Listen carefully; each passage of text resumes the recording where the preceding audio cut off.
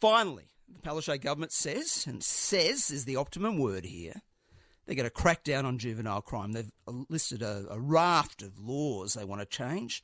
They say this will deal with the problems we've been seeing, not just over the last 2 weeks, because the reality is this has been an issue across Queensland, particularly in Townsville, for many, many years, but we've seen it growing also, of course, in other parts, including here in Brisbane and on the Gold Coast as well. Now, Terry Goldsworthy is a criminologist and a former detective inspector who was in policing for 28 years.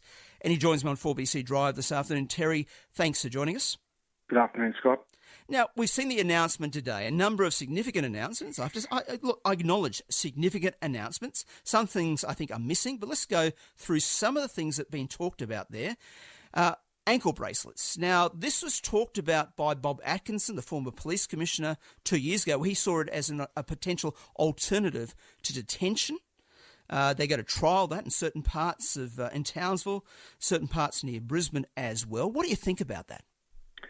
Look, I think it's on its own, it looks like a reasonable move. I mean, I've had a look at all the recommendations put forward today, and to be honest, they don't do much for me in terms of actually going to be able to combat what we're facing. And by that I mean, we've seen the requirement for fitting of electronic monitoring devices. We don't know if it's going to be mandatory, what conditions will mean that someone will get that fitted, how many will be fitted. We know with the DV offenders and GPS bracelets that there's black spots in regional areas. There's problems with live monitoring.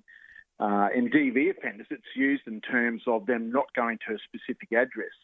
So if a child's on bail and they're at home and they have a curfew, so during the day they can rampage anywhere with a GPS bracelet on them. I mean, I think it's problematic. I can understand why they're trying to go down and try anything because, as you said, this was a slow train wreck happening.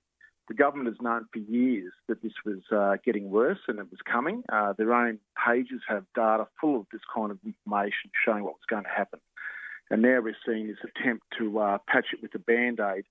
My concern is that we've talked about a presumption against bail. So, a person committing serious indictable offences on bail will have to show cause.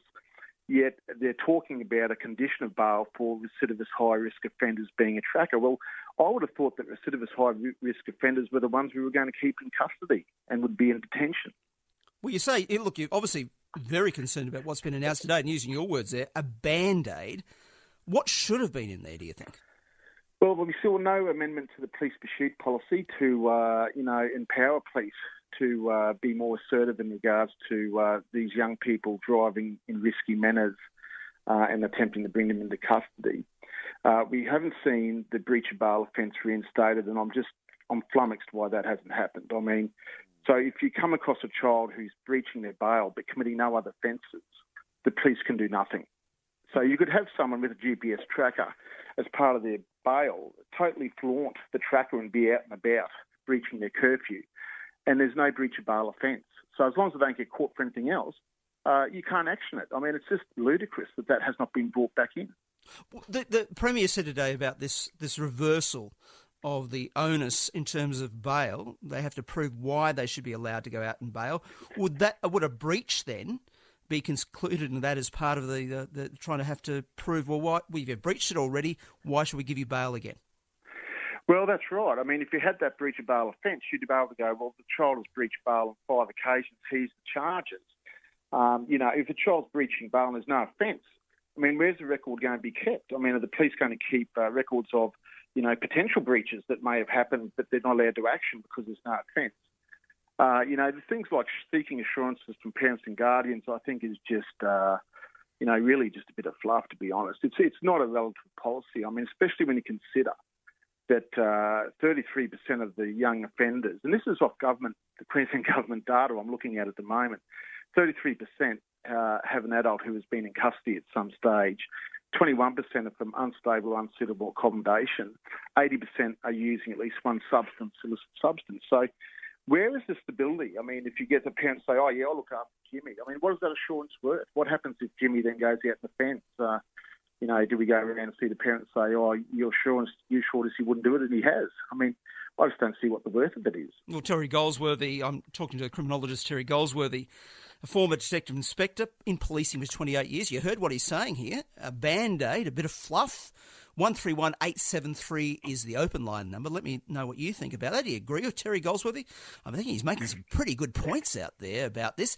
You mentioned about you're flummoxed by the absence of a breach of bail, but you also mentioned the change to the pursuit rule. Now, we've spoken about this before. I know the police are really feeling frustrated about this. Now, just explain what the current law is regarding police pursuit. So at the moment, if you're talking about the criminal law, police aren't exempt from driving dangerously. So they can't drive dangerously in the pursuit, carte blanche. That's just the way it is. But if they're allowed to pursue in circumstances that are safe. But we currently have a restrictive policy, and by that I'm talking about there's 4 matters which are pursuable under the Operational Procedures Manual of the police. One is for imminent threat to life. One is, may commit an act on unlawful homicide. One is threats to kill. So they've all got an element of serious death or harm. The 4th one is indictable offences, so things like stolen vehicles. What we're seeing now is that the police just simply aren't being allowed to pursue for that 4th and last round of indictable offences. And we can see that from the data where in 2006 we had 630 pursuits. If you fast forward to 2017, we had 100. So they've been declining rapidly. The pursuits aren't occurring because police are very risk adverse. I mean, the policy is such that if you pursue, you'll be put under the microscope and examined in terms of your actions. And this was all driven by a coronial inquest in 2010 in relation to some deaths from fatal pursuits. I mean, we know from Australia-wide data that was done over a 10-year period that, fewer than 1% of police pursuits result in a fatal accident. So it's not a common occurrence to have that kind of outcome. All right, Terry Goldsworthy, appreciate your views today. Terry Goldsworthy is a criminologist, former detective inspector. He says this is just fluff. Bandaid measures. That's the thing that worries me. Too little, too late. Too little, definitely too late.